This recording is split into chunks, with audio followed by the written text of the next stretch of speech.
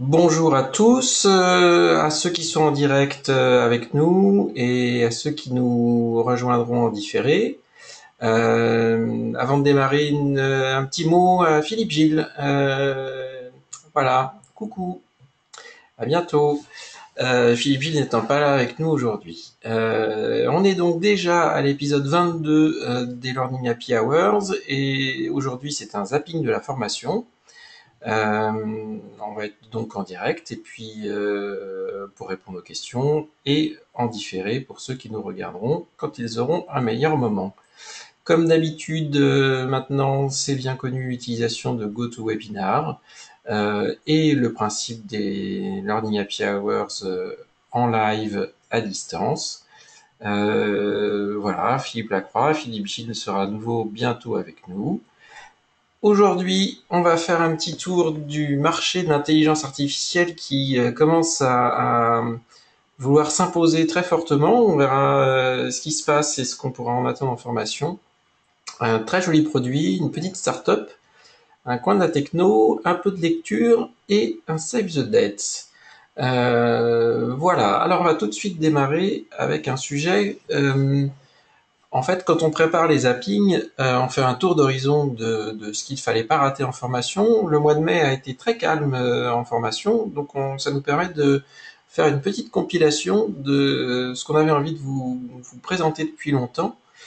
Euh, IBM, mon cher Watson, IBM ayant préempté l'ère du e-business et ayant donné le coup de départ au commerce à distance et l'utilisation d'Internet pour faire du business.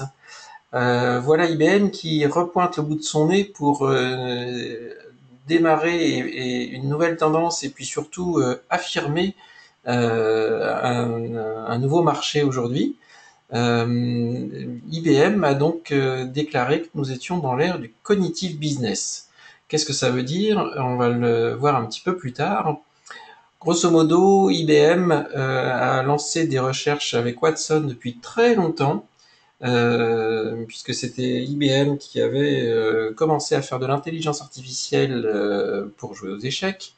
Et IBM affirme maintenant, avec sa marque Watson, à la fois une vision, des outils, une technologie sur ce marché et sur sa terre que IBM appelle l'ère connective business. IBM propose des infrastructures, des logiciels, il y a même maintenant des cursus universitaires qui sont basés sur Watson. Et donc ce qui permet de donner la possibilité à toutes les entreprises de la galaxie IBM d'utiliser ces capacités et ces solutions d'intelligence artificielle. Si vous voulez en savoir un petit peu plus sur la vision de l'ère connective business après le e-business de IBM, j'ai mis le lien de la vidéo YouTube. Dans le PDF, le lien sera actif. Et si vous voulez tout savoir de l'histoire du cognitive business dont on n'a pas fini d'entendre parler chez IBM avec Watson, vous avez le lien vers la page officielle en français, la page en anglais sur laquelle vous pourrez switcher donne plus d'informations. Donc mon cher Watson, IBM veut nous faire plonger dans l'ère cognitive. Mais est-ce que IBM serait seul avec Watson?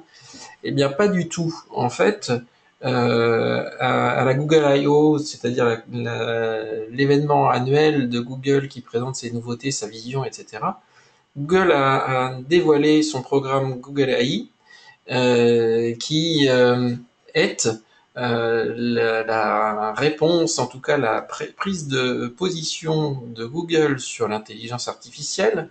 Alors autant IBM, après son ère e-business et maintenant l'ère cognitive business, Google est à l'origine de la tendance mobile first, de manière très intentionnelle pour favoriser le marché d'Android. Et il est évident que si on veut avoir une expérience utilisateur intéressante avec son système d'exploitation mobile Android sur les téléphones commercialisés avec cet système d'exploitation, il faut que l'ensemble du web soit orienté mobile.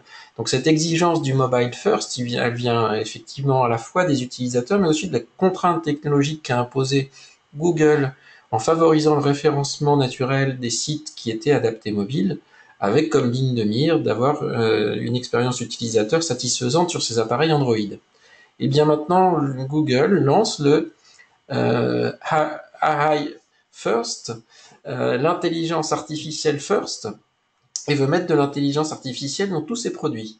Si vous voulez avoir une idée de la vision de Google sur l'intelligence artificielle et la part qu'aura cette technologie dans les usages du web, vous avez le site Google qui est dédié et cette petite vidéo YouTube qui vous montre la vision de Google de l'utilisation de l'intelligence artificielle. Et si vous voulez voir à quoi ça ressemble et à quoi ça peut servir, une des premières applications avec cette appellation de intelligence artificielle First de Google, allez faire un petit tour sur le site de Autodraw de Google et vous allez dessiner avec votre souris à peu près n'importe quoi. Si ça ressemble à une patate ou à une fleur ou une voiture ou une maison ou n'importe quoi d'autre, un instrument de musique, un symbole, un carré, tout ce que vous voulez, l'intelligence artificielle de Google va vous proposer des dessins d'artistes au trait qui sont ce que vous auriez voulu dessiner vous-même. Avec cette application, non seulement vous allez pouvoir bénéficier de l'aide de l'intelligence artificielle pour avoir des jolies illustrations que vous n'auriez pas été capable de faire, mais en plus vous apprenez à Google comment est-ce qu'on peut représenter naïvement un saxophone ou une fleur pour enrichir les données de son big data de l'intelligence artificielle. Voilà une belle démonstration du retour à l'envoyeur et de l'intérêt de développer ces technologies d'intelligence artificielle qui ne sont pas qu'au service du client, mais comme toutes les données que vous fournissez sur Internet, au service de ceux qui les produisent. Mais IBM et Google ne sont pas seuls dans la course à l'intelligence artificielle. ARM, pour ceux qui ne connaissent pas, est une entreprise anglaise qui design des processeurs dédiés aux processeurs puissants et à basse consommation pour mettre dans nos appareils mobiles. ARM n'est pas ce qu'on pourrait appeler un fondeur comme Intel ou Samsung. Elle ne produit pas de processeurs, elle les design, elle les conçoit. Ensuite, on prend des licences chez ARM et on fabrique ses propres processeurs en fonction de la conception qu'a fait ARM. ARM donc veut armer nos appareils de l'intelligence artificielle et après être leader sur le marché des processeurs par rapport à leur technologie et à leurs brevets, des processeurs qui équipent nos mobiles, nos tablettes, nos objets connectés, tous ces petits bidules qui possèdent un tout petit peu de composants électroniques, eh bien ARM lance une gamme de processeurs qu'il appelle Dynamic, qui sont dédiés à l'intelligence artificielle. Donc ça veut dire que ce sont des processeurs on connaissait les processeurs capables de calculer, on connaissait les processeurs qui étaient capables de gérer les représentations graphiques de nos cartes graphiques, on connaissait maintenant les processeurs qui étaient capables d'être dédiés aux capteurs, à la gestion des capteurs qu'il y a dans nos appareils mobiles pour savoir si on bouge, si on l'oriente dans un sens ou dans un autre. Maintenant, il y a des instructions dans ces processeurs ARM qui sont dédiées aux instructions qui sont utilisées par les algorithmes d'intelligence artificielle. Si vous voulez avoir une petite information sur ce que nous réserve l'usage de ces processeurs, je vous ai mis un lien vers un article de l'usine digitale et la page d'ARM dédiée à la présentation de cette technologie. Alors je ne sais pas si vous commencez à nous voir venir avec l'intelligence artificielle, mais c'est pas fini. Donc IBM n'est pas seul, Google se lance dans la danse, ARM, les processeurs se lancent aussi, mais donc ils ne sont pas seuls, mais alors vraiment pas seuls, puisqu'Apple ne veut pas se laisser à la fois licencer dans cette course à l'intelligence artificielle et veut aussi ménager la culture du secret, mais est obligé un petit peu de se dévoiler pour ne pas paraître isolé ou en retard par rapport à cette course technologique sur l'intelligence artificielle, puisque Apple déclare que l'intelligence artificielle, l'a déjà implantée dans pratiquement tous ses produits, et pas que dans Siri, avec les moteurs de suggestion quand on tape au clavier, avec l'utilisation du moteur de recherche sur son iPhone, etc. Et Apple veut en mettre encore plus, puisqu'apparemment ils ont des projets et ils ont du savoir-faire dans les cartons, mais Apple ne veut pas que ça soit au détriment de l'expérience utilisateur ou de la dégradation de la performance de ses produits. Pour y arriver, l'intelligence artificielle doit ne pas être une source de surconsommation d'énergie qui amène à baisser l'autonomie des appareils Et Apple est en train de mettre au point ce qu'ils appellent le Neural Engine, qui est une puce dédiée exclusivement aux fonctions d'intelligence artificielle pour pouvoir déléguer toutes ces tâches-là à un processeur qui serait dédié à ça et qui en optimiserait la consommation d'énergie. Encore une fois, si vous voulez avoir de l'information sur ces puces que serait en train de mettre au point Apple, comme les coprocesseurs de gestion de mouvement, comme le coprocesseur de gestion audio et de communication Bluetooth qu'elle a développé, vous avez un petit article sur 01.net qui va vous expliquer tout ça. Alors, pourquoi est-ce qu'on vous parle d'intelligence artificielle? Ça fait la liaison avec à la fois le petit focus qu'on avait fait sur les bots, les robots.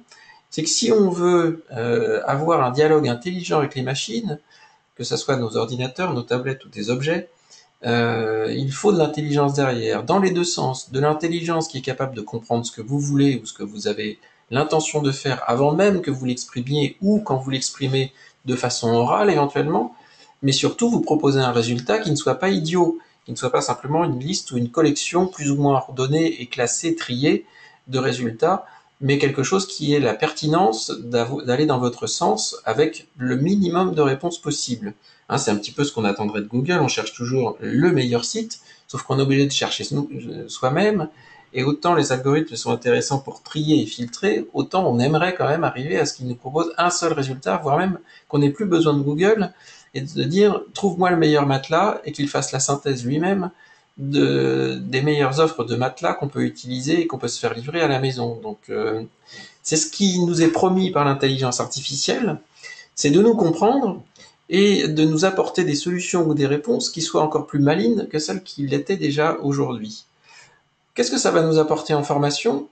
Ça va nous apporter la possibilité d'avoir enfin des parcours adaptatifs qui ne soient pas que des parcours mécanisés, d'avoir des parcours de formation individuelle qui soient réellement en phase, pas que sur le déroulement, mais y compris sur le contenu. Imaginez une intelligence artificielle qui est réussi à déterminer votre niveau de vocabulaire et votre façon d'avoir une représentation symbolique des concepts.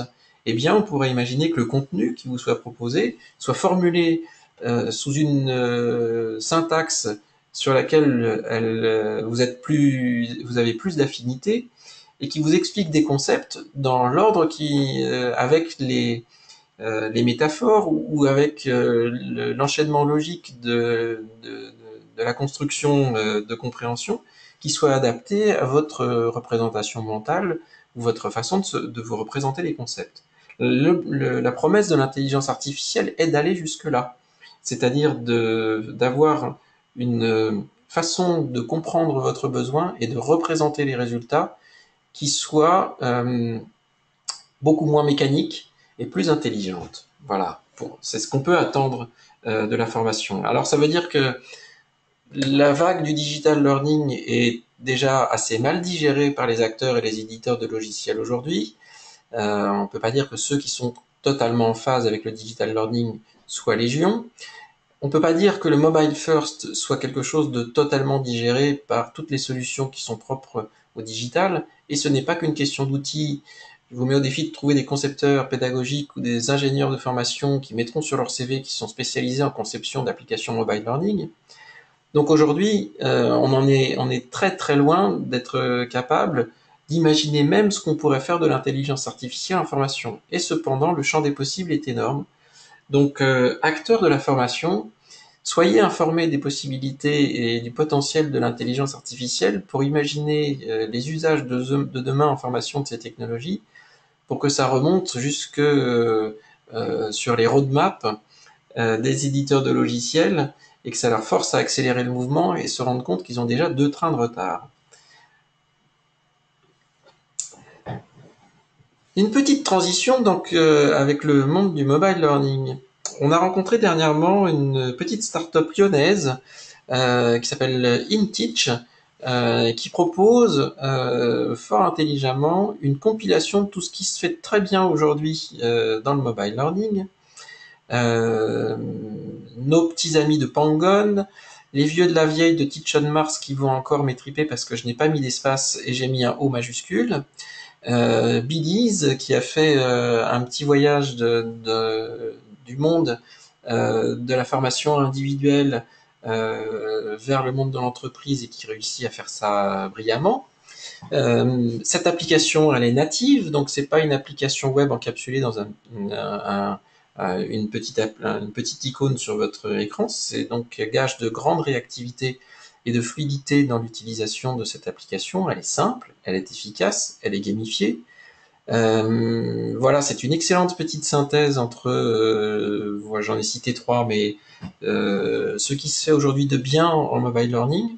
C'est des gens dynamiques, il y a un joli back-office qui est très simple à utiliser, commence à avoir quelques références clients, mais pas trop.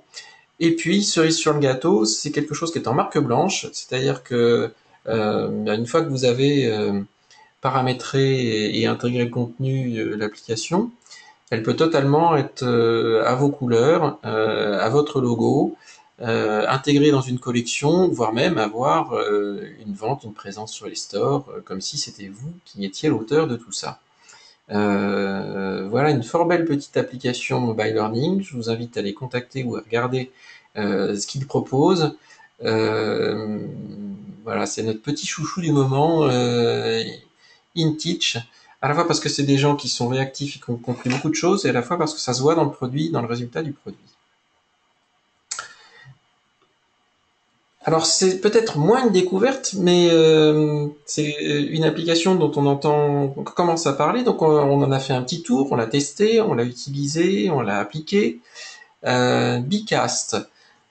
Que ça soit pour dynamiser les réunions, on connaît tous Slido ou BY, des applications qui permettent de faire des sondages et de poser des questions de manière interactive. Il y en a d'autres, j'ai cité ceux-là. En formation, on a utilisé WooClap dans certains de nos événements. Tout le monde connaît Klaxoon. J'ai mis 2X, mais j'aurais dû mettre 2O, pardon, excusez-moi. On voit bien hein, quand Philippe Gilles ne relie pas les Learning Happy Hours. Et puis quand vous faites aussi des réunions, il y a souvent des documents à partager, des questions à poser. Voilà. Cette application, Bcast, en ligne, reprend pratiquement, on a fait la checklist des fonctionnalités, tout ce que vous pouvez trouver dans Klaxoon, dans WooClap, dans Slido, dans Magency, dans BY. Hormis éventuellement ce qui est propre aux applications dédiées aux events, c'est-à-dire la mise en relation des individus pour des prises de rendez-vous. Cependant, c'est un concentré extrêmement simple à utiliser, que ce soit en préparation où vous avez tranquillement le temps de faire toutes vos interactions, ou en live quand vous avez au pied levé quelque chose à ajouter que vous n'aviez pas pu anticiper avant.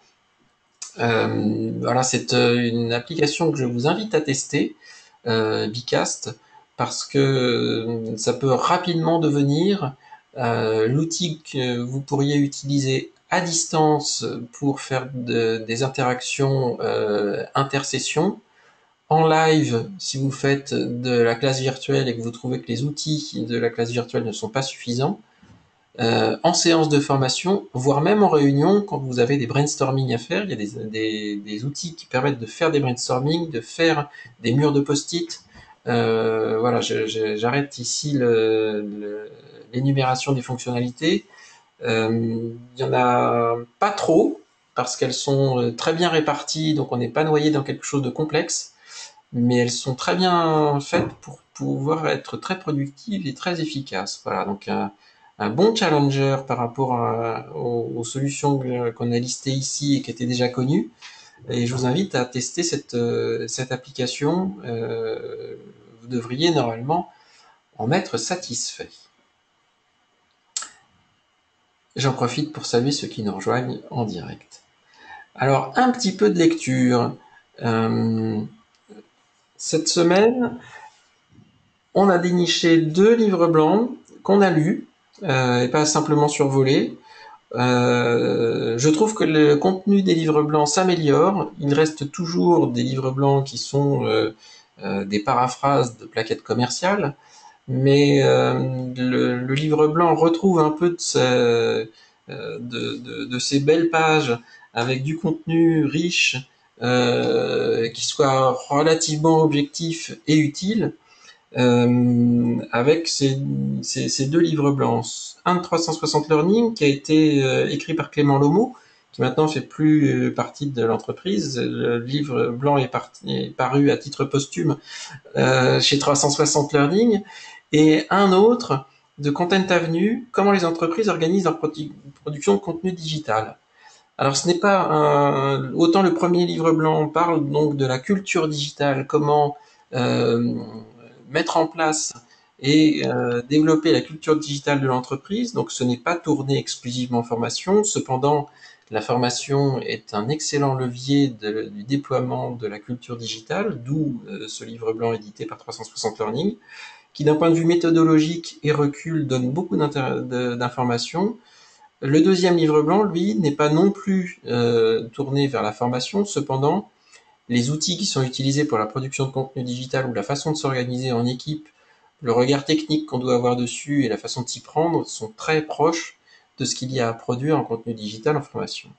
Donc on a sélectionné ces deux livres blancs parce qu'ils ont une prise de recul par rapport aux deux thématiques, la culture digitale et la production de contenus digitaux, qui ne sont pas exclusivement tournés vers la formation, et ce qui donne un peu plus de richesse que si on avait réduit le périmètre simplement à la formation. Alors bien évidemment, je ne peux pas vous parler de lecture sans vous dire qu'ils sont enfin sortis. Les deux livres blancs suite au MOOC et Mobile Learning Meeting, ils sont téléchargeables sur le site de l'événement dans la partie restitution. Voilà, on est assez content de nous parce que finalement, de dialogue et de discussion, on a réussi à faire quelque chose d'assez structuré et plutôt agréable à lire, surtout très riche. Voilà, puis j'aime bien les petites illustrations qu'a fait Béatrice Tuillier et ce que nous a proposé comme rédaction Julie Beaufrère qui a fait la prise de notes. Voilà, deux livres blancs qui vous permettent d'avoir l'essentiel de ce qui s'est dit dans cette journée sans avoir eu peut-être la possibilité d'y être. Et puis on va finir donc ce zapping qui, j'y reviendrai peut-être si vous avez des questions sur l'intelligence artificielle qui faisait partie de la première partie. Dans un mois, c'est déjà le Digital Learning Day.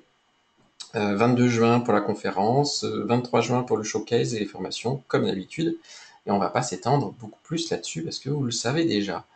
Voilà, alors comme d'habitude, d'ici demain, sur votre app, la vidéo et les slides. Et puis, le 13 juin, donc dans 15 jours, déjà l'antépénultième épisode de la saison 4 d'Airlearning Happy Hour, où on parlera du riche média information, un sujet que nous avions été obligés de déplacer pour des questions d'organisation. Voilà, donc bonne soirée. Et puis, si vous avez des questions sur la toute première partie qui concernait l'intelligence artificielle, je suis disposé bien évidemment à y répondre. Et j'en profite pour dire à Patrick que bien sûr, l'intelligence artificielle permet de faire de la traduction simultanée. On a commencé à en parler il y a 2 petites années avec Skype. Il y a maintenant des écouteurs audio Bluetooth qui permettent de le faire en direct en utilisant à peine un petit peu de votre téléphone pour arriver à le faire correctement. Merci Philippe. Des nouvelles de Watson là-dessus? De Watson, c'est-à-dire, est-ce que Watson sait faire de la traduction en temps réel euh, Ouais, il y a un commercial d'IBM qui me dit que oui, mais j'ai pas encore eu le temps de le contacter. T'as pas alors, eu d'infos là-dessus? alors oui, Watson sait le faire avec un nombre de langues réduite et sur du vocabulaire un petit peu spécifique.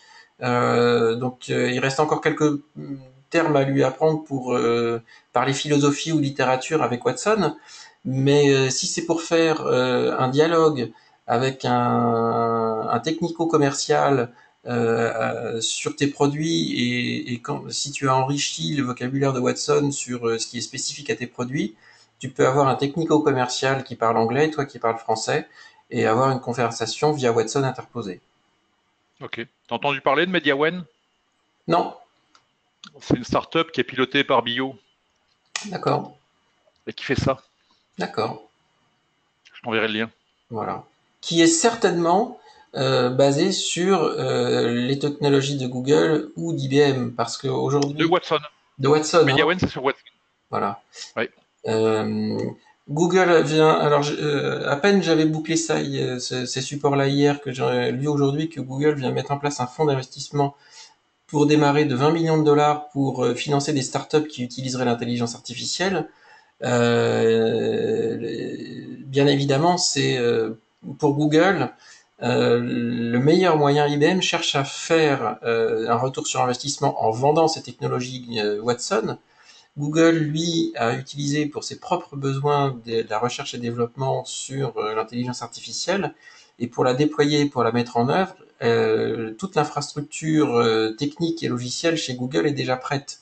Donc pour Mhm. être un des acteurs majeurs sur le marché, il faut évidemment que un maximum d'applications et d'outils utilisent les technologies de Google d'intelligence artificielle pour en avoir la maîtrise. Et donc plutôt que de mettre 20 millions de dollars dans du marketing ou du commercial ou essayer de faire parler de sa solution, il préfère nettement, et c'est beaucoup plus malin, les donner à des entreprises qui vont bâtir leur existence sur l'intelligence artificielle de Google.